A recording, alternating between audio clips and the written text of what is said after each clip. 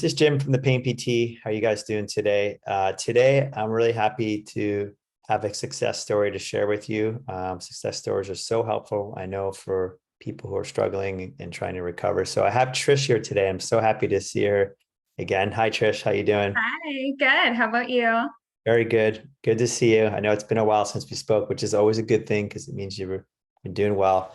Yeah. So I'm really happy to have you on to share your story. And I think we'll just jump right into it. And you can start with sharing your history wherever you want to start. Maybe take us back to the beginning of this thing, and then we'll go through up to where you are now today. Okay, sure. And it's funny because once you go through this work, it just feels like blah, blah, blah, TMS, TMS is what you're hearing when you hear people's stories. So I grew up in a home where there was substance abuse and domestic violence. I learned through that to be a people pleaser and to stay under the radar and constantly working to please, one of my caretakers and making sure they tried to stay happy or trying to make sure they stayed happy and just not becoming the object of all their anger and their rage. I grew up and my parents ended up getting a divorce. I didn't see one of my parents much at all. And that allowed me to dabble into other things. Like I started drinking as a teenager, I started partying a lot. And it was definitely, I was headed down a path of self-destruction for sure. Just at such a young age, I grew up and when my parents were together, I was just this super sweet, smart, kind, and then when that whole thing happened, I got very angry about it and just started to kind of rebel against, the ways that I was taught. And I'm sure there are a lot of people that their faith is a part of their TMS journey. And that for me, religion and faith was largely weaponized when I was a kid. And so you tend to start questioning those things when you get older and can have your own points of view, like, was everything you said to me just a lie? And, that kind of thing. So I started questioning those beliefs a lot and ended up getting in a lot of trouble when I was younger with the law. And my mom could not get a handle on me. I was a horrible child to raise. Then there were some things that had happened. Ended up getting pregnant when I was 16 years old and ended up having an abortion. And that's always been something that was so tough for me to talk about and so embarrassing because it's like, I'm a mom now. I've got 4 kids and they're all healthy and super awesome kids, but it's so hard to admit things like that. And but that's what I did. And then the boy that I was with, I thought, it's that teen love. You thought you're going to be together forever. He ended up leaving and going and hooking up with my best friend, and I felt like I had nobody. And so not only did I just choose to terminate the life of this baby, I lost my best friend, I lost my boyfriend, and that it just fueled the fire of drinking more and partying more and that whole thing. And ended up dropping out of high school. And I started working, I got a job, and then I met somebody else, ended up becoming a teen mom. And my oldest son now is 14, and he's such a great kid. We really grew up together in terms of me being so young and, everything like that. But that relationship did not pan out. And I was a single mom. I definitely credit my oldest son to really saving my life in so many ways, because I was like, you know what, like I made a huge mistake and that is not the life I'm giving this child. Like this generational crap stops with me. And even from a young age, I could see all the patterns and things from, abuse and substance abuse issues, domestic violence, and so many of those things. And it's almost as if I was born and knew I did not want to be like that. So when you grow up in an environment like that, you have one of two choices. You can choose to continue to not become self-aware and not stop it, and you can continue it, or it's almost like you were the one that was chosen to break these patterns and things. Because I always thought to myself, if you didn't like it when it was done to you, why would you do it to somebody else? So I always thought that from a very young age. But so then I got married and was with my ex-husband for 7 years. We had a little boy together. So that marriage did not work out. We were just two very different people. And we were so in love with being parents to each other's children, because I had my son and he had a son. And we were really a family. And I think that's what we were both looking for. It's just that we found we were not right for each other. We're awesome friends. He's an amazing dad. And, I always say, like, I would go to war for that man. Like, I've got his back 100%. And so then I decided that I was going to go back to college. I was a single mom with 2 kids, went back to college. Law enforcement was my career of choice. And because there's the do-gooder personality coming out, and I had a lot of street smarts. So I went back. That was the path that I chose. And I love it. Through this work, I've just reaffirmed, I've got a very thrill-seeking personality. And I'm such an adrenaline junkie. So I loved it. But then I just so happened to meet a guy, and we fell in love so quickly. And, I did not necessarily want that. So I pushed him away quite a bit. But then we ended up becoming a couple, and I moved in with him and my 2 boys. And I was interviewing for a job. So I'm originally from Wisconsin. I moved to Minnesota, and I ended up interviewing for a job with the local sheriff's department where I moved. Then we found out that we were expecting our daughter. So I turned that job down, and I have not gone back to that since, just in favor of raising our children and being a mom and homemaker and whatnot. Right around about the time, right after I had my daughter, I had always had disordered eating habits. That was kind of like my way of controlling emotions and things like that. So I was always very restrictive with what I was eating. I had that demonstrated to me from a very young age. Beauty is surface level, it's just skin deep, and, that kind of thing. And this was about the time where I started questioning, what is it that I want to portray to my daughter? What kind of a body image do I want for her? And it almost like things just hit you like a ton of bricks sometimes, when it's moments of enlightenment, moments of, realization. And a lot of times those truths are really hard to swallow. So I started correcting so much of that behavior. And I started having just these wicked stomach symptoms. It was such bad stomach pain, and something that was diagnosed as IBS. I went and saw a gastroenterologist, and he's like, I had the workup, everything like that. He's like, nothing is wrong with you. And I'm like, how is nothing wrong with me? This feels awful. And so I've always been into alternative modalities of healing. So my family sees a naturopathic doctor, and so I went to her, and she's like, and it's so funny now that I look back, all the times I went to go see her, her first thing was, your nervous system is so keyed up, we need to chill you out first before we figure out anything else that's going on. And it ended up, I had some sort of a parasitic infection, and, blah, blah, blah. And the acute phase of it was supposed to last 10 days. 6 months later, I'm still I feel so sick, and I'm still nursing my daughter and taking care of my, 2 older boys and my husband and our house and everything like that. And eventually it just became something I lived with.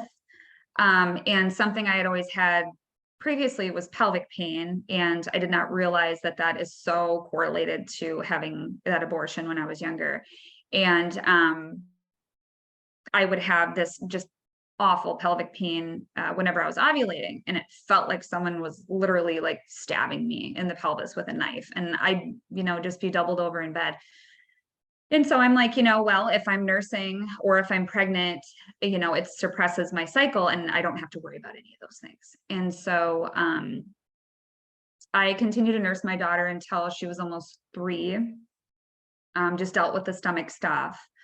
And I would have breastfed her regardless if it suppressed my cycle or not, but it did. And that was definitely a plus. But then my cycle came back eventually after I weaned her when she was about 3.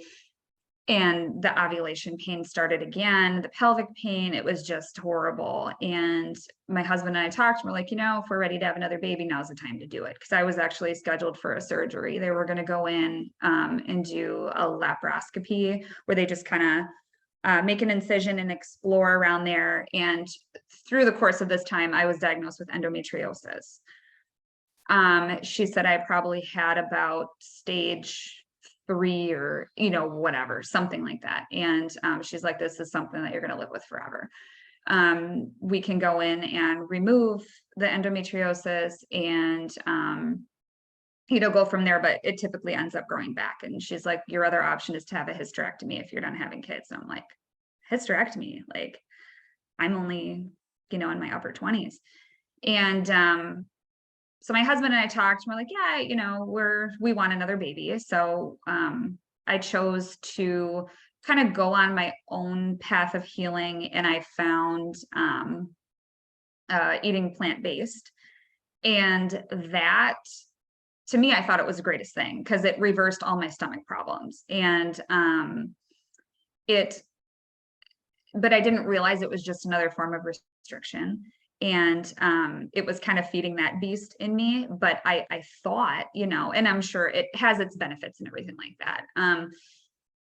But then I ended up, so I did a home birth with my baby, my little guy, and it was such a beautiful, it was a July night, we lived on an old dairy farm. And so it was just, just so beautiful outside. And we had our own little thing. And I was homeschooling my children as well. And so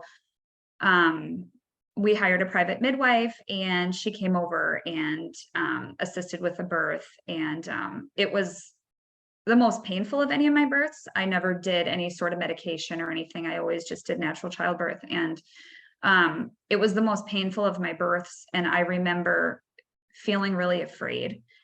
And he ended up like getting stuck, and they were really close to calling an ambulance because he just wouldn't come out. And now I look back and it's because I was so tensed up and I was scared.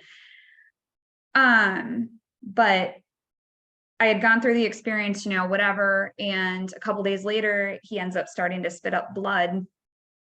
And I did not, of course, vaccinate him or, give him the vitamin K shot that helps to coagulate blood and stuff like that. And I'm like, oh my God, like, what if he's got a GI bleed or something? So my husband and I rushed him to the ER, and they check him out, everything is fine. And then they sent in a lactation consultant, and she's like, is nursing going okay? I'm like, well, it really hurts. I don't know why, I've nursed all my other kids. I don't know why. And I was so badly cracked open that it was blood for me that he was drinking and ended up spitting up because it was irritating his stomach.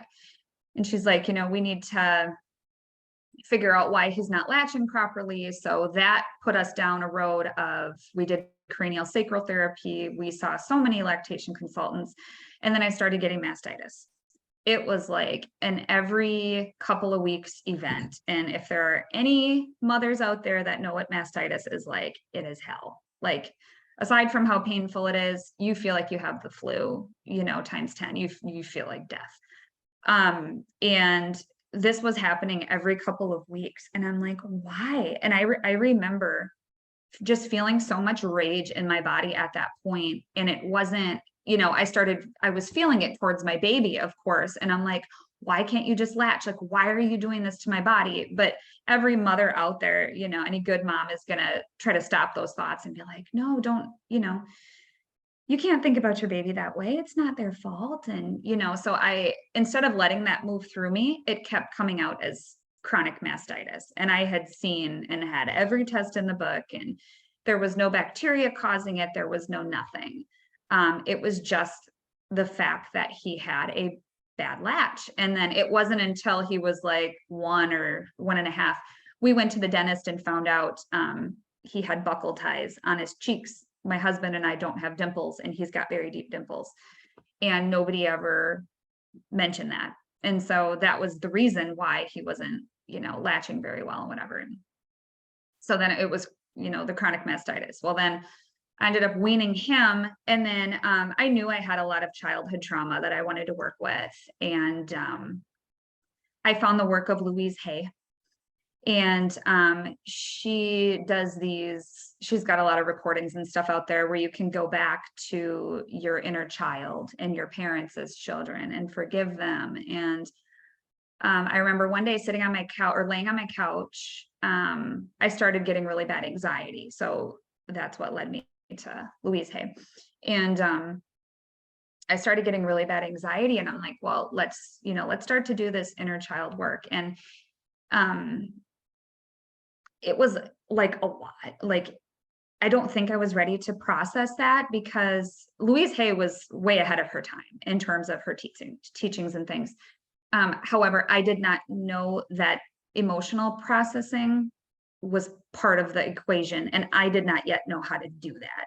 So it was like I was going through these teachings and exercises, but I didn't really have the tools I needed to work with them. So at this period of time, I'm homeschooling still my children, and I had gotten in with a group of Christian homeschoolers, and I just always felt like I did not fit in. Like, I've got a lot of tattoos where, I like to crack inappropriate jokes, and I've got kind of a foul mouth sometimes, like, it doesn't make me a bad person or anything, but you don't necessarily fit in really well with super, squeaky clean Christian people. And I just didn't really feel like I had much community. I had my friends, whatever. But it was hard, and it made me feel angry at religion again. And I'm like, why do I not feel accepted? Why am I always the one that's, not getting invited to things? Or why, like, I don't want to do all of my schooling as Bible-based because I don't agree with some of it, and it's like, I felt very lonely. And so it just kind of stirred up a lot of that religion stuff again. And sorry, I'm like trying to stay on a timeline here, but I'm like this and that and this. So it's like perfectly good. Keep going. You're doing great. And so that was really hard. And it got to a point, especially because I was still trying to maintain eating a plant-based diet and keeping my stomach in check. And then I started the trauma therapy stuff. And throughout this period of time, my family ended up getting hand, foot, and mouth. That's like this, it's like a virus. You get a really high fever, and then once the fever breaks, you break out in blisters on your hands, your feet, and your mouth. Kids usually tend to get it a lot worse than adults. So I had a fever, like a low-grade fever, and my throat hurt really bad. And like, whatever, we're just getting through this. And I was trying to be a better Christian wife. And my husband, just as a disclaimer, he never, had said anything about, how I was as a wife. He is an angel. He always says, you're perfect just the way you are. You don't have to do anything extra. You already do too much, whatever. But I was like, okay, I'm going to try better to fit in with these Christian moms. And it was rooted in me wanting to give my kids the experience that I never got and what I thought a childhood should look like. So I wanted them to grow up in the right faith, I guess. And I did not want them to experience the trauma that I did. And I saw a quote one time. It was something along the lines of like, you marry the woman with the really messy childhood, and she'll be the best mother that you could imagine, because she will go through hell to make sure her kids did not experience what she did. And that essentially was what I was trying to do. But I inadvertently was pulling them through the suffering with me, because they were not getting the mother that I authentically am. And I was trying so hard to, well, we need to make sure we pray, we need to make sure you have to do your devotion this morning, and you have to do this, and you have to do that. And I just remember getting hand, foot, and mouth. And my husband had said something to me, and I can't even remember what it was 100%, but it was like something along the lines of like, you need to slow down, Trish, you're putting too much pressure on yourself.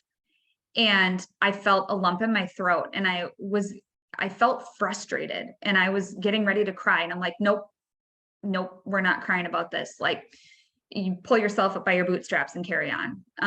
You're doing the right thing, and God's got you, kind of thing. And that I started getting so it was like I wanted to say something to my husband, like, fuck you, you don't understand, you don't understand how much pressure I put on myself, even though he wasn't doing anything wrong. It was almost like I wanted him to force me to stop going at the rate that I was going at, because I don't know how, I thought I was able to handle the things I was able to handle. And I also forgot to mention that my littlest guy, he cried nonstop. I mean, I don't think he quit crying for the first like 18 months of his life. And there was never anything wrong with him either. And in hindsight, I can look back and I realized he was picking up so much of that stress from me. Like, we're also connected, and a mother to her baby, especially. And so I was trying to homeschool my kids, something I didn't really even believe in, with a crying baby on my hip. Like, it's like, no wonder, so I ended up, after I had hand, foot, and mouth, I got this really funky taste in my mouth. It tasted like I was like, I had metal in my mouth, and I'm like, what is that? Like, it's awful. And I started just like obsessing about it. And then my stomach stuff came back. Well, then all of a sudden I started getting this I went in for a deep tissue massage. I have a massage therapist as a friend. She's phenomenal. So I went and saw her. I'm like, I've got all this, like my neck hurts so bad, all this tension in my head and neck. And I think it's from the hand, foot, and mouth. She's like, okay, I'll give you a deep tissue massage, whatever. And then all of a sudden my teeth started to hurt. And I'm like, what is this? Like, I'd be getting little zaps like in my teeth. And then it went to my face. And then I went and saw my dentist, and he's like, I don't know. Like, I had a lingual wire cemented after I got braces, and that was still cemented behind my upper teeth from a long time ago. And he's like, we could take that out. Like, maybe you developed a nickel allergy. I'm like, oh, that's gotta be it. And he did. And it then progressed into, I remember I was sitting and eating lunch one day, and all of a sudden my mouth felt like I had just taken a bite of like hot sauce, and it was just like, I'm like, what the hell is that? And I like started having a panic attack, and my husband's like, what's the matter? And I'm like, my mouth is on fire. And he's like, what happened? Like, what were you eating? I'm like, avocado toast, like that, it's super bland. And he's like, well, just, calm down, like, let's, it's so weird stuff happens, I don't know, just try to calm down and stuff. Well, then all of a sudden I just broke down and started telling him all this stuff. And so like subconsciously my body was like, this needs to be told. So I started breaking down. I'm like, I can't handle this anymore. Like, I can't handle our baby crying constantly. I cannot handle trying to be like this cookie cutter Christian wife. I cannot handle homeschooling these kids. I cannot handle, I can't handle anything. Like, I don't know what to do. I'm drowning here. And he's like, well, what, he just held my hand. And it's interesting to me because I always would cry out of frustration. And now looking back, we say anger and rage. That's the real thing that we're trying to suppress here. And so crying was always replacing the anger, because I know now that I was trying to suppress or repress that anger and I got scared and I got frustrated that I couldn't. And so my body just cried, so I was never like a cry during a sad movie kind of person. I was, I'm crying because I'm frustrated because I can't control this anger. And I don't know what this is. I don't know how to handle it. So the burning would it kind of went in and out for a few days. And I was just a nervous wreck. My hands were shaking all the time and, all this other stuff. And we went to doctor after doctor after, I saw specialists. And I remember seeing an ear, nose, and throat doctor at Mayo. And he's like, well, there's a couple things that could cause this. It could be like vitamin B deficiency, zinc deficiency, or a viral thing. It's like sometimes, the nerves get affected in weird ways from things. So he ran a few tests and he's like, your zinc's a little low, but he's like, other than that, you're all right. And my ferritin was low too. But that's from nursing, and it was from being on a plant-based diet. I was not eating any animal products. And so I was depleted in those ways, but he handed me this pamphlet and it said burning mouth syndrome. And I had been researching this on my own, right? Like Dr. Google was always at my fingertips trying to figure out what was wrong. And I had come across this burning mouth syndrome before. And I'm like, that can't be me. Like, absolutely not. Like reading about these people that have this for like years, like 10 years, and it's still there. And I'm so depressed and I hate life and blah, blah, blah. And then when he handed me that pamphlet, I'm like, oh, like, what is going to happen to me? And there was like a couple test results he was still waiting on or whatever. And he's like, I'll call you with these, and otherwise he's like, this usually goes away within like a year to 6 years. And I'm like, this is hell. How do you deal? Because here's the thing. Your mouth is such a sensory organ. It's the center of your expression. It is that's where you talk, that's where you eat, that's where you breathe, that's where it's where you're expressing yourself for the most part. And he was just dismissive, and I get it, you get kind of jaded to those things if that's, you see that all the time. And I remember him saying to me, well, I have patients that have this like rotting garbage taste in their mouth from COVID. He's like, at least you don't have that. Like, excuse me, And I remember going home and then they called with the rest of the test results a couple days later. I was like, yeah, you're fine, blah, blah, blah. And I'm like, you know what? Like, I want him to like give me an MRI. Like, I want to make sure I don't have like this crazy brain tumor or anything like that. She's like, I'll talk to the doctor. We'll see. And then I had a message on my phone after I missed his call, like 2 days later. And it was something along the lines of like, well, we could do this big $6 million workup on you and it's not going to show anything. And just the fact that he was so dismissive really made me mad. I saw the holistic doctor that, we always see for things, and she's a brilliant woman. And I appreciate her work. But that was what she said to me too. She's like, we'll get to the root of what's maybe causing this, but she's like, your nervous system is so keyed up. And she's like, we really have to focus on bringing you back down to earth. And in my mind, I'm like, no, it's not, because I've been, on this path of that's just my day to day. And so she's like, doing all these things and meditations and things like that, trying to get me to calm down. And I'm like, this is a waste of money. This is total bullshit. Like, I'm done with you. And so, so over the course of the next like month, I just worked myself up into such an anxious wreck. The stomach stuff came back, of course. And, I just got so depressed. I didn't want to do anything. I said we were taking a break from our school year. It was almost summer. So we actually ended our school year there.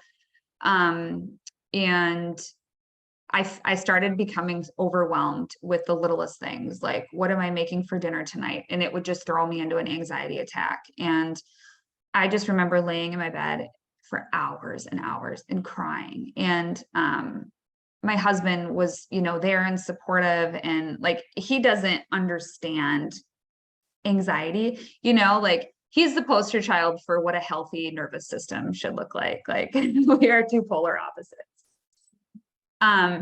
But he held my hand and, talked to me and kind of walked with me through it. But it wasn't until, let's see, how did I come across Nicole Sachs? I can't even remember. But I found that podcast with the burning mouth syndrome, and I listened to it. And that night I was like, oh my God, like, that is me. Like, I'm listening to me talk. And so that was the start of me with this work. But once I started the journal speak thing, it was like I was almost writing myself into a worse depression. And it does work for some people, but not for me. I was like writing myself a sad story all the time. And it made me even more depressed. And I ended up like having such a bad anxiety attack one night that my husband took me to the hospital, and I met with another ENT that was on call, and he's like, I'm so sorry that you have this. He's like, it's awful. And he's like, I wish I could help you, but I can't. And just hearing that, it made me so afraid of what's going to happen to me, like, what's going to become of my kids? Who's going to take care of my kids? Who's going to take care of me? And the thought of becoming incapacitated was like worse, like the worst of the worst, right? So I had gone through like more tests in the hospital, blah, blah, blah. And I just, for a frame of reference, I didn't even take like ibuprofen from childbirth. I'm not a medication person, and like, no shame to anybody who has taken medication, but they had prescribed me like anti-anxiety, like benzodiazepines and gabapentin, because their other theory was maybe you got shingles, maybe the hand, foot, and mouth had activated, that virus, and that's just where it is in your mouth, and it ended up on the nerves or whatever. So they gave me that gabapentin, and I just like swallowed my pride and started taking the medication. I'm like, oh my God, I feel like a zombie. Like, this is not cool. And that was when I had started seeing you, Jim. And I remember one day just like looking at myself in the mirror, and I'm like, what are you doing? Like, this is not you. You don't take medication. You don't do this kind of thing. Like, you really need to start putting up a fight against this. And you need to, because for somebody who's had experienced issues with faith and religion, let's just say, you don't know where you stand, because you tend to look at God the same way that you look at your own father. And it's like, I don't trust you. And you weaponize that against me. And you don't know what faith feels like. So to have to put that into yourself, that's huge. And I remember telling myself, like, we don't know what this is, but we're going to figure this out. And I think it starts with unpacking all of this trauma. So I got rid of all that medication. I'm like, we're done. And I remember flushing it all down the toilet. And I live out in the country, so I have my own septic. I'm not putting it into a municipal water source. And then I'm like, if I just have to walk around and simply exist as this shell of a person for my children, I will do that. And so I did. And I continued to see Jim. And I remember one day I had the little ones down for the nap, and my older boys were playing outside, and my husband's like, get up. And I'm like, where are we going? And he's like, our oldest boy was going to watch the rest of them. He's like, I'm taking you for a motorcycle ride, because my husband's a biker. He's always been into motorcycles. He's actually a mechanic as well. And went to school for, Harley tech and stuff. We own an auto repair shop. So that's what we do. And he's like, get on. And I'm like, all right, and I was not even paying attention to the ride. I'm like, where's this sensation? Because, it would bounce around. Like, well, it's on the left side of my mouth. Well, now it's on the back of my tongue. Well, it's like all over the place. And I'm like, you know what? No, like, we are going to enjoy this ride. Let's start tapping into our other senses. I had read The Way Out by Alan Gordon, and, you know, he talks about training your brain to key in on other senses. And I'm like, all right, let's practice this. And I remember the sun kept peeking out, and then it looked like it was going to storm. And, you know, we had stopped for a drink, you know, at the gas station or something. And my husband's like, oh, you think the sun's going to stay out or whatever? And I just remember getting back on the bike and thinking to myself, like, and I had shared this analogy with you, Jim, when I emailed you later that day. I'm like, you know, the sun is always there. It's always the clouds that are in front of it. You know, it's not the sun deciding to poke out. Like, you can go and the sun is always there. It's just, you know, the crap that's in front of it. And I'm somebody, as Jim knows, I'm like all about the analogies and euphemisms, like it just very poetic that way. And so I sat with that for a while. And later on that night, I'm like sitting on my porch and I'm like, you know what, like there is so much to be experienced in this life. I'm going to go find out what that is, because I'm not living that life. And if I have to take this burning mouth along with me, like whatever, let's go. So I told my husband, I'm like, I want to learn how to ride a motorcycle. He's like, all right, cool, we'll teach you. So he taught me. And then my mom is also a biker. And she went with me to the Twin Cities and took the MSF course to learn how to ride a motorcycle. And I remember actually at a session with Jim while we were driving up there, he's like, what are you doing? I'm like, I'm gonna go learn how to ride a motorcycle. He's like, nice, you know. So I went and did that. I failed. And that made my symptoms a lot worse because I got so angry. It was storming terrible, and I failed the road test. And I'm like, whatever, we're gonna just try harder and, you know, we'll get back in the saddle. And all throughout this time, you know, symptoms would wax and wane and wax and wane. There were definitely always more there and more intense than they weren't. But I started really like listening to what Jim had said and just trying to apply those things, right? And then my family ended up getting COVID for the first time. And that felt like such a setback because I had the worst sore throat. And so the burning was not only in my mouth, it was in my throat. It was in, you know, I was getting the sharp pains in my face and in my teeth again. And those that have had like the first batches of COVID know, like it took a while for the fatigue to wear off. And I'm like, oh my God, am I now going to get chronic fatigue syndrome for like, you know, but I didn't. And I ended up, you know, getting better, and I got better at riding my motorcycle, and I ended up getting my endorsement. And so I watched Dan Buglio a lot. I listened to Nicole a lot. I, you know, studied Jim's work like it was, you know, my job.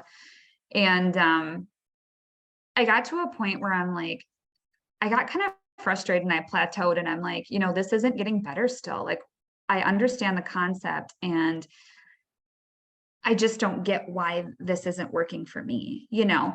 And just to back up too, so like when they had prescribed me that medication and I had taken a few doses, like back in the spring, I got off of it and I started getting like burning sensations all over my body.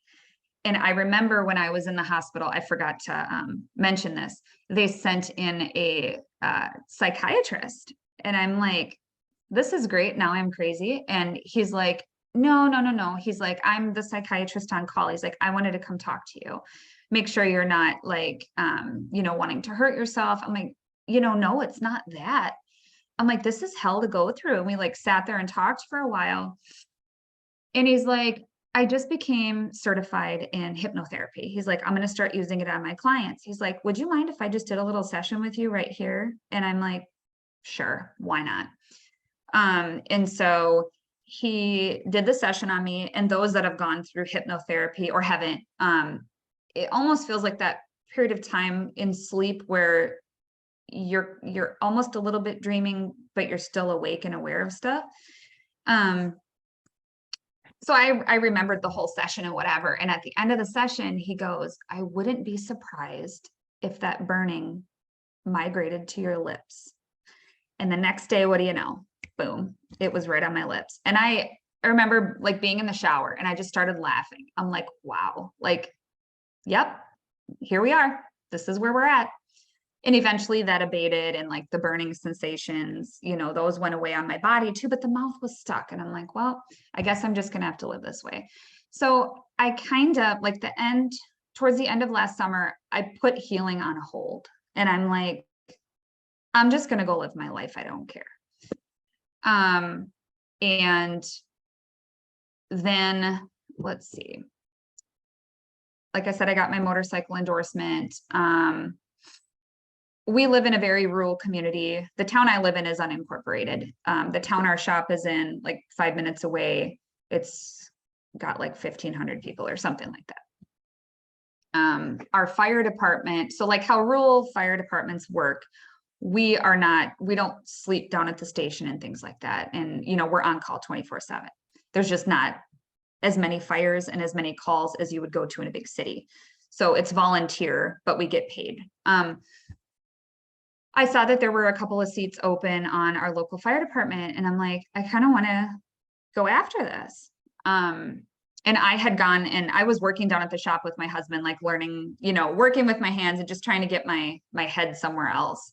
And that was kind of fun to do for a little bit. But I went and talked to our local fire chief, and he's like, you know, we'd love to have someone like you with experience, you know, in this kind of, you know, with the law enforcement experience. We'd love to have you. And so he's like, well, we do send you through fire school. You have to have your, you know, degree in, you know, fire 1, fire 2, hazmat. So I'm like, all right, I'm just going to go for this. And, I did. And that allowed me to face a lot of fears. I remember I'd have to go out of town to go to training for a weekend. And I'm like, you know what? We're not doing safety behaviors today. We're not drinking the sparkling water, chewing the mint gum. We're not, you know, for a while I had it in my head that if I wore my retainer, this like plastic retainer, the symptoms would go away. I'm like, we're not doing that. You know, I faced so many fears, and it's really cool. So I did join my fire department. I'm now a firefighter, certified in the state of Minnesota. And I'm still the rookie on my department, so I don't have a ton of experience, but I've been to different calls and things like that at this point. And so a couple of my big aha moments were, I got called out to a really bad brush fire because it's been like a drought in Minnesota this year for some reason. We haven't had much rain, and a brush fire got out of control. And this was the first big fire I had gone to work, and we went up to where the fire was, and we had to take one of those like little Rangers because our trucks couldn't fit at the top of the hill. They strapped me with backpack filled with like 5 gallons of water, and I've got like flames shooting up all around me, and I'm like what did I get myself into? And I worked it, and it felt so good, and I was worked so hard to the point of exhaustion because we had ended up having to call the DNR, and they had to come in with airplanes and drop water because we couldn't get it out. And I remember sitting there so exhausted and still feeling the feeling, and finally getting that I don't give a shit attitude. And that was huge, you know, like when you come so close to death, especially like with riding motorcycles, like I'm not telling anybody to go be a firefighter or ride a motorcycle. I think they're great. I'd highly recommend. But I came inches from death. Like when you're riding a motorcycle, you're flying down the interstate, and there's literally a piece of steel separating you from the road. You can't really get much closer than that. And that never scared me, but a sensation that was in my mouth did. And I would always have to sit and ponder that. But I, you know, in just being in the biker community too, like you meet a lot of really interesting people, and there's like, you know, a lot of really roughneck people that hang out there. And so like being in those situations, like with fires and on a motorcycle, stuff like that, like you really, it developed for me such a sense of gratitude. I'll be riding my motorcycle, and I'll just feel this intense sense of gratitude of like, I'm so thankful. Like, you know, people didn't wake up today.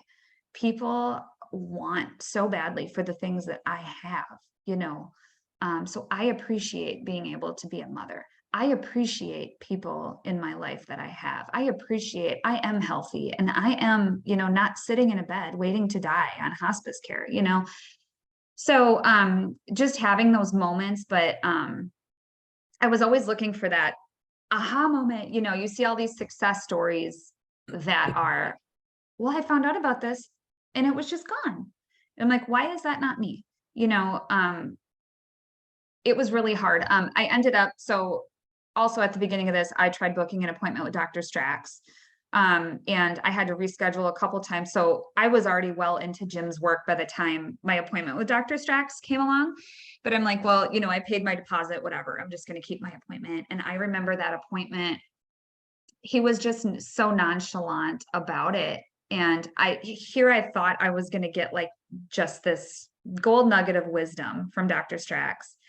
He said everything that everybody else says about TMS. And yep, it's just boring. You know, it's this person's migraine, it's this person's back pain. And I'm like, are you kidding? Like, there is no reprieve from this sensation. I think that's why that it can be hard in that way, because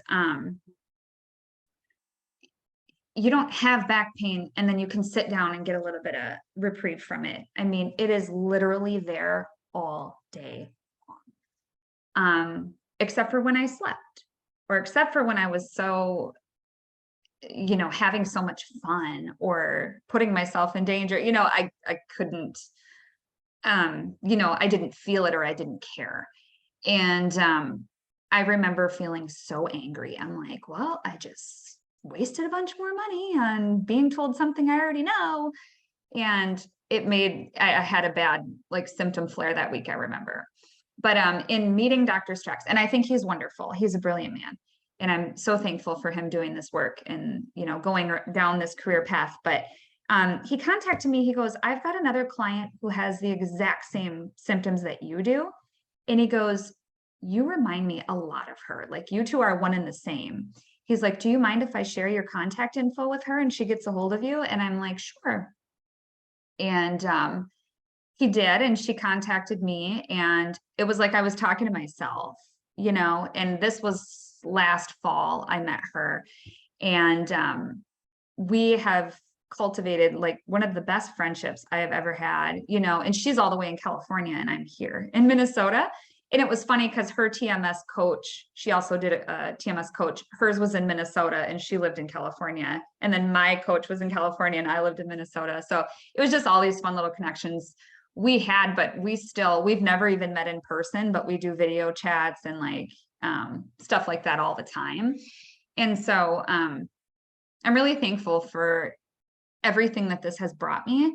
And in hindsight, so much of this was me not speaking up and me not living authentically as who I am, because I was always being told, you know, be quiet, or, you know, you need to be happy, or you need to, you know, be the perfect Christian wife, and you need to, you know, do X, Y, and Z. Like, I had this own list in my mind of everything that would make my kids' childhood perfect.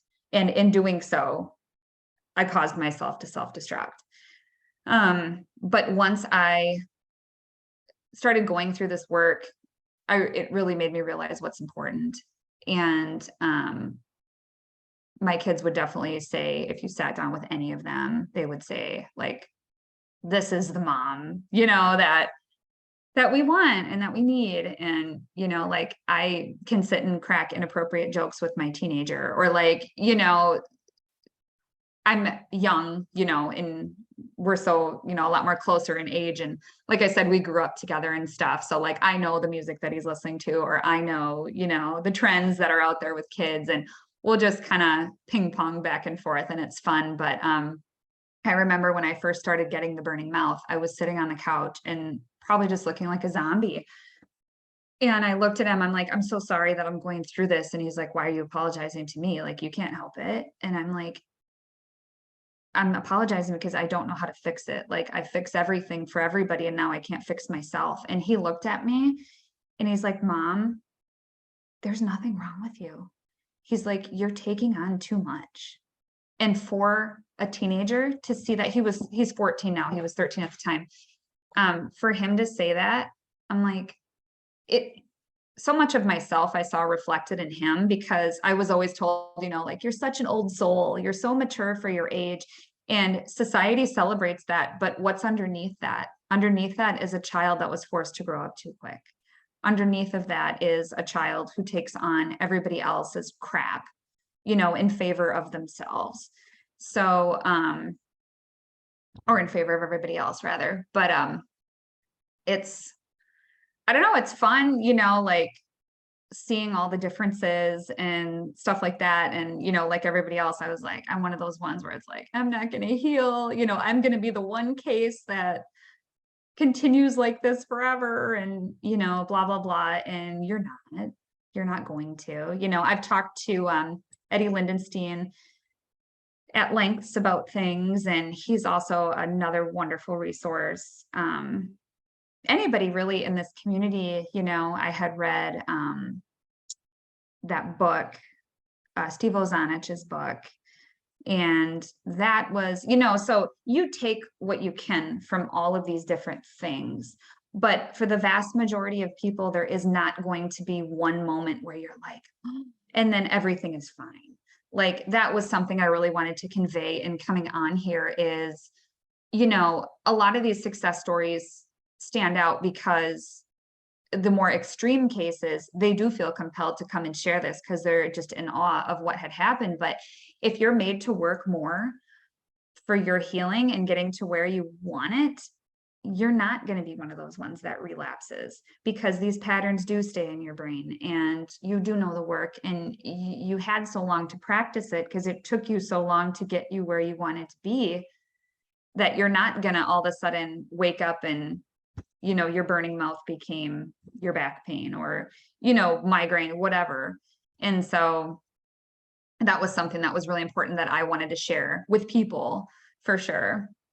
Yeah. So It's an amazing story, Trish. It really is. And I'm just sitting here absorbing it, and recollecting, remember the first time I met you, you were, like you said, you're beside yourself. You were just in tears, and right, you're at the lowest of low points. And then I don't even think that I retained 50% of what you told me at that point. I think you cried through the whole first session, and yeah.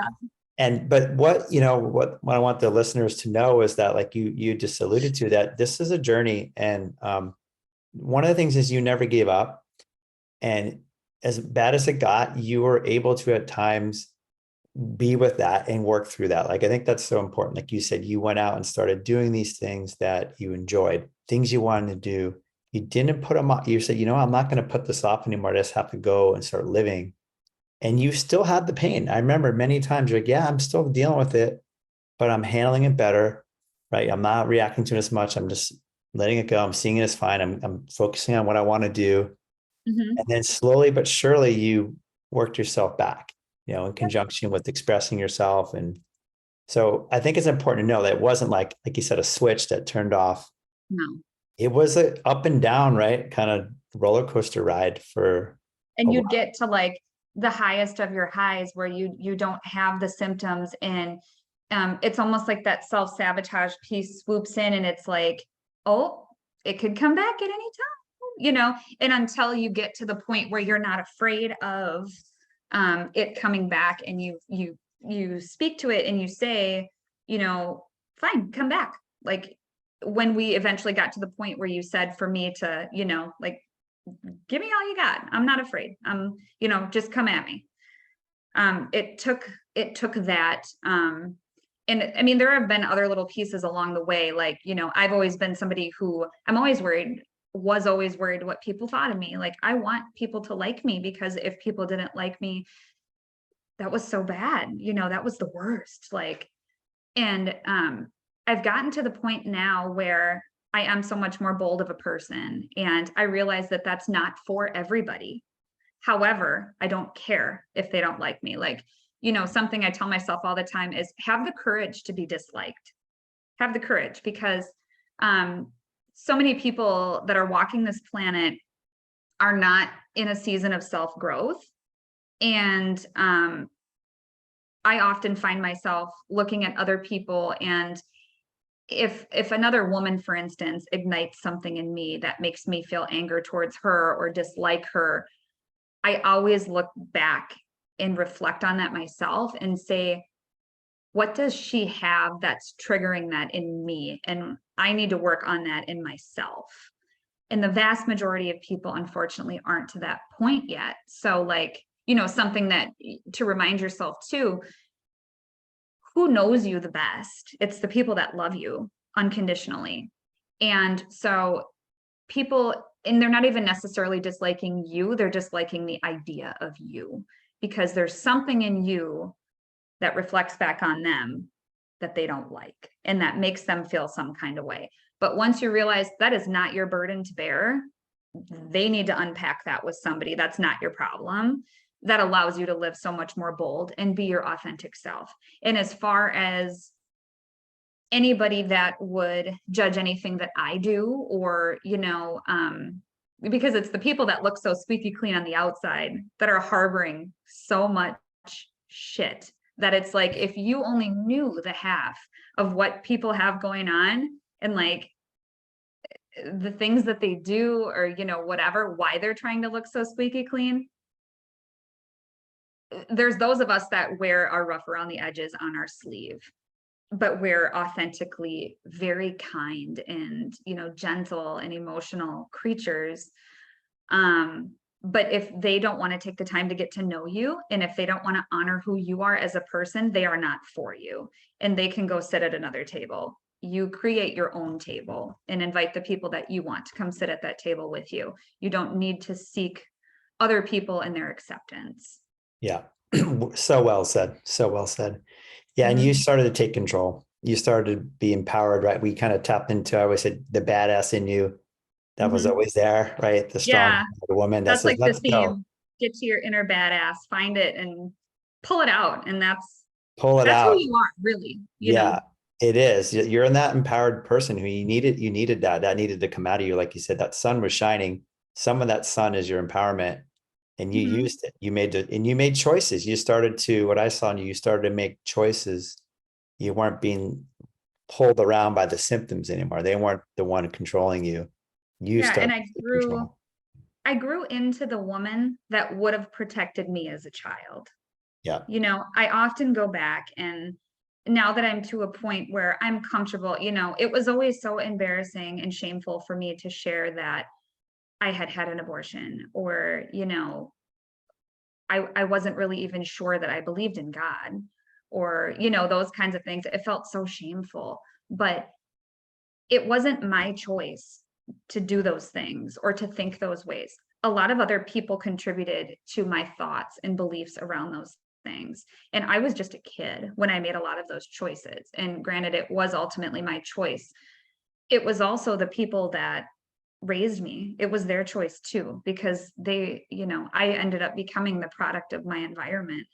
And I grappled a little bit with even coming on and telling a success story. And that's something that kind of dawned on me too, is there probably are, because I wondered, I'm like, why are there not more success stories, like with the amount of people that do this work? But, this is information free for the taking, and a video free for everybody to see. And you don't necessarily want to share the demons that you've struggled with everybody. So that's why a lot of people don't come on and talk about their success. But I just think to myself, like, if this helps one other person, cool, I've done my job. And it's just like, if people are going to judge the things that I have done in the past, they should be judging themselves for judging somebody else, because I've taken that and I've made that a beautiful thing. I've made sure I'm breaking the generational trauma that I came from. And I was strong enough to walk through that fire. And like becoming a firefighter too became so poetic in a way, because it's like, I'm putting out the fire, and that's essentially what I did for myself as well. And the thing of it is, there's no cure for the human condition. You're always going to be feeling things in your body. And that's a good thing, because it's telling you need to express things. But for people to say like, oh yeah, I have zero symptoms of anything anymore, it's like, well, I want what you're having, because that's not the case for You're me. probably numbing out, really. They're numbing out. Yeah. And you know, I do have days where I might feel sad for what I think is no reason, but instead of damming that up, like you think of it like you kink up a hose, you have all this water pressure going through, you know, and eventually when you let that kink go, it's just going to spray everywhere. And that's what it's like with symptoms. If you keep damming those things up, you know, I heard an analogy the other day too, and here I go with another analogy and euphemism here, but this gal was talking about you go out to dinner, you order dessert, and you're too full. You can't have your dessert. So you wrap it up, you put it in your purse, right? It's still, we'll say it's a piece of cake or something. And then you put it in your purse, you save it for later. You don't want to deal with it when you get home. You leave it in there, you'll deal with it later. Well, then you're not hungry for it the next day. And time goes on. You leave it in there for a week, it's going to start to rot. It's not that, you know, yummy piece of cake that it once was that looked so beautiful in the dessert case. It starts to rot. And as time goes on, it rots more and more, and the mold, and it grows and it starts spilling over. That essentially is what your emotions are if you don't deal with them. You know, you put it in your purse, you pack it away for later because you don't want to deal with it. And we live in a society where information is so distilled down and it's flying at you at the speed of sound. And so it's like, it's so easy to just zone out and sit on TikTok or sit on Instagram. And so, you know, you're not dealing with those emotions. Like you really, like Nicole Sachs says, you have to get the darkest parts of yourself, invite them into the room with you and sit with them and befriend them, because that's really the only way that you're going to find healing, you Yeah, know. yeah. And you mentioned, so for you, maybe highlight to the listeners for you, because you had mentioned how you had done some journal speaking in the beginning and it was just bringing up so much stuff and replaying that sad story. Or how did you come to terms with your emotions now? Like maybe let the listeners know, how do you deal with your emotions now in your way? Well, I had tried traditional talk therapy and things like that too, over the course of the years and while this was happening too. And every therapist would always say the same thing to me. You're always so self-aware. Like it almost became exhausting to tell the story of my life again and again and again. And I'm like, yep, this is why I act like this. And this is why this behavior is like that. And it's like, da, da, da, da, da, da, da. And there, you know, a couple of times they've even said, well, you're just doing my job for me, you know. And that psychiatrist, I remember too, he was like, you're probably one of the most sane people I've talked to in a very long time. He's like, you're dealing with a lot of shit. And he's like, you need to deal with that. He's like, I don't want you to take medication. Like this is the actual doctor of psychiatry saying, you're not a real good candidate for taking medication because there is nothing wrong with your mind. It's a little too advanced, if, you know, I'm being frank, he would say. So I had done traditional talk therapy. When I did the journal speak, I guess it kind of just stirred up those emotions in me again. And I'm like, I have revisited this and revisited it and revisited it a million times over. And it just makes me mad every time I revisited it.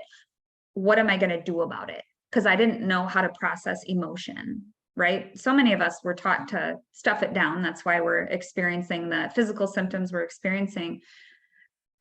Talking with you, Jim, and you telling me what, like the flavor of the emotion. This is what anger feels like. It's hot, it's burning. And anytime that I would think of anger, like I said, my body would make me cry because I was frustrated and scared. I didn't want to, you know, feel those feelings, but I allowed myself to get mad, like so mad. And you learn eventually how to process the emotion. And I was part of a group therapy session with you as well. And you walked us through a lot of these things. And so it sounds so easy to feel anger or to feel emotion, but when you're really trying to unpack that in your own mind, you're like, wait, how do I do that? You know? So like, just learning and continuing to practice on repeat what that feels like.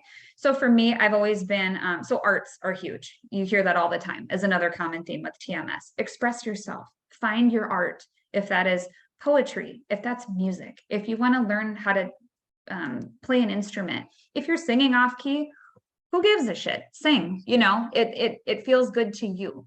I noticed a lot, like a genre of music I loved always was like the 90s grunge metal, or, you know, 90s grunge. Those people had so much emotion and pain in their music that I would just sit and listen and listen and listen. And I would sing along with it. And, you know, eventually it burns off and you're like, all right, well, I'm sick of feeling like shit today. Maybe I will not listen to that Alice in Chains album, and maybe I'll go, you know, this way, and, you know, rock out a little more upbeat. And you have to, though, like, you have to feel those dark, murky, yuck feelings that you don't want to feel. And you have to sit with those, and you really do have to befriend them, because that's our nervous system's job, you know. And another thing I got into is going to the gym. I go to the gym like 6 days a week. And like when this whole burning mouth thing happened, I'm already a small person. I'm like 5'3". And I lost probably like 20 pounds. I mean, I was so thin. I went to the gym. I probably put on like 20 pounds worth of muscle. And I was always so scared because when I woke up in the morning, I'm like, all right, where's the burning sensation? It may not be there right away. I'd always be like, how is it going to be today? You know, and I'd just work myself up into a fit of paranoia about it right away in the morning. When I realized I need to get up and occupy my time with something else right away. So my husband leaves for work at about 8. I'm like, you know, I always wanted to sleep in as late as I possibly could because I didn't want to wake up and deal with the burning. So I'd take like melatonin and drink like valerian tea before I went to sleep, and, you know, whatever. And it was like, I planned my day around my safety behaviors. Like, okay, it's 9 o'clock. I can have a sparkling water. Well, now I can have a piece of gum. Well, now I can, you know, and it's like, so I'm like, you know what? I'm going to get up in the morning and I'm going to be productive. And I got a gym membership in town. And I get up every day at 5:30, like 6 days, well, 6 days a week now.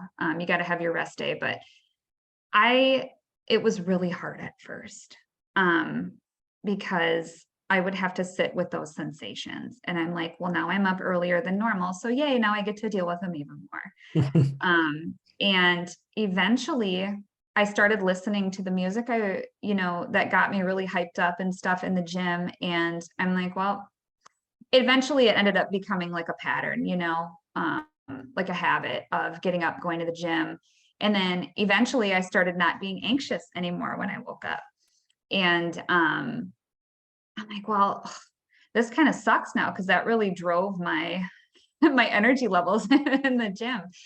So I'm like, I'm gonna try coffee again. I'm like, well, maybe I should just introduce it a little bit. And then at a point, I'm like, screw that. I'm brewing a super strong cup of coffee and I'm gonna drink the whole goddamn thing before I get to the gym. And if I have a panic attack and I lose it, cool, whatever. I guess I'll just lift heavier, you know, I don't know. And I did. And so now it's like, I can't imagine not having coffee and, you know, going to the gym every day and living. Imagine you're eating a bunch of stuff you didn't eat before. Oh, hell yeah. I was on such a like, oh, that makes it act up, like no citrus, no spice, no whatever. And so living in gratitude too is another huge piece. You might feel like crap today. Look how far you've come. Take stock of that. So my husband and I recently, for Christmas, we bought ourselves George Strait tickets, because George Strait, he's like the king of country, right? Who doesn't like George Strait? We bought ourselves the tickets and we were going to spend the weekend in Milwaukee, just us two. And I was kind of scared because like we haven't spent a night away from our baby yet, and he's almost 3. And I'm like, oh, I hope my symptoms don't flare and like wreck this trip. And I'm like, no, they're not gonna, we're good, we're fine. And at this point, I'm like, I'm good. I'm not really experiencing a ton, that I can't handle or deal with, or, most of the time it's not even there at all. And so we went on our trip, and it was crazy because that was like, we do like natural family planning. And so that was my ovulation weekend.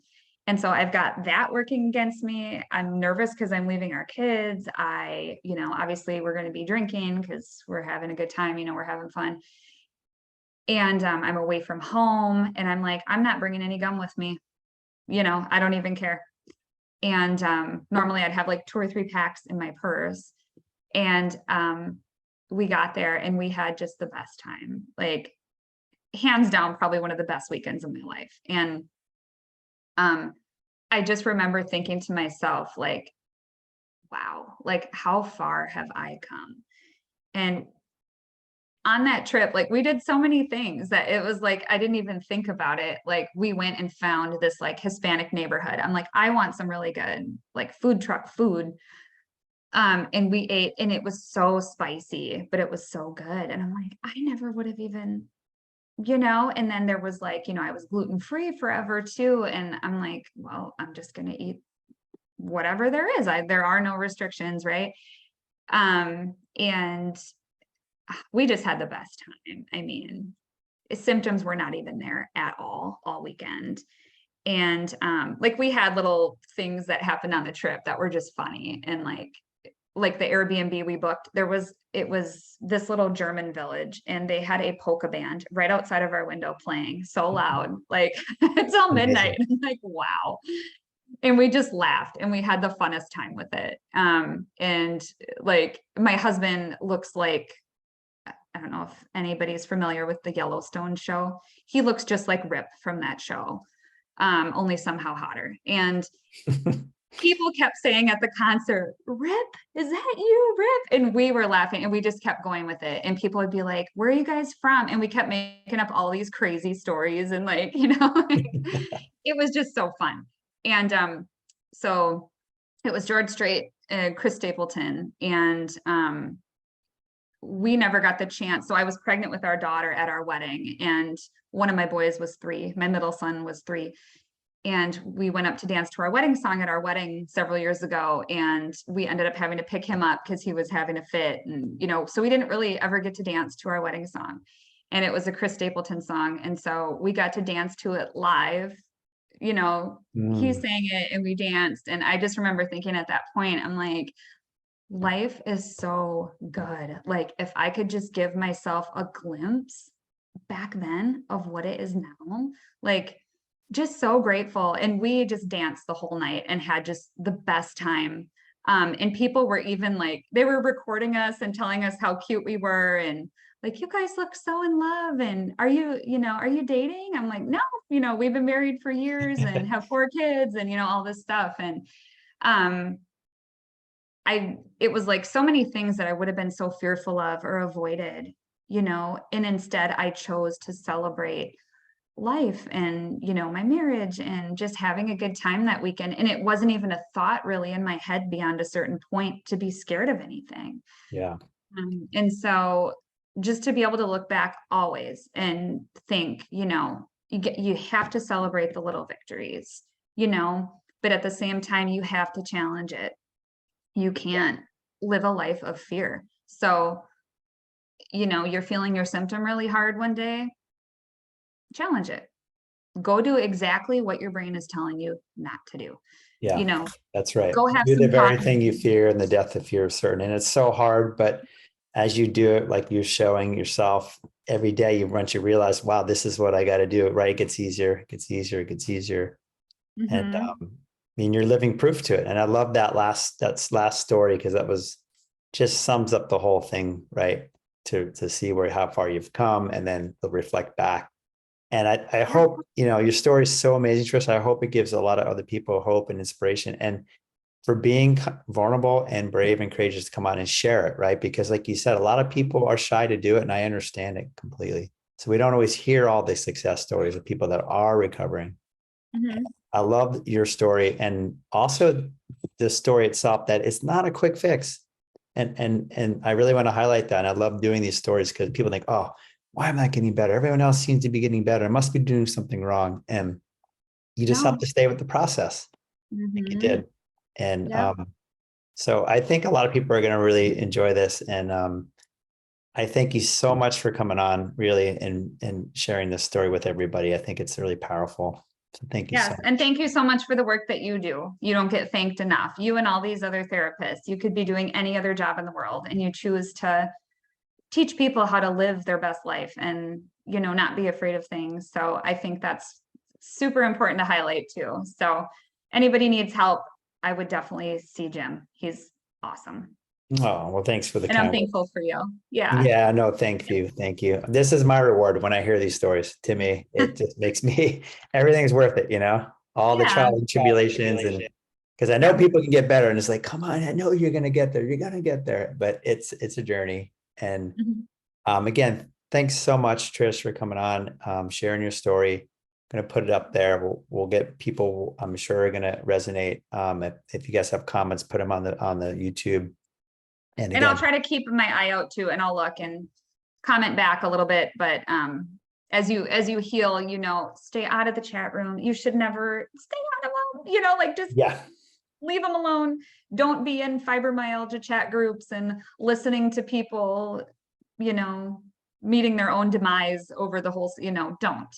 It's not yeah. helpful. It Stay out doesn't, of don't them. go there. If you gone there, get out. I know it's not helpful. I can say Yes. that. Yep. Absolutely. Certainly.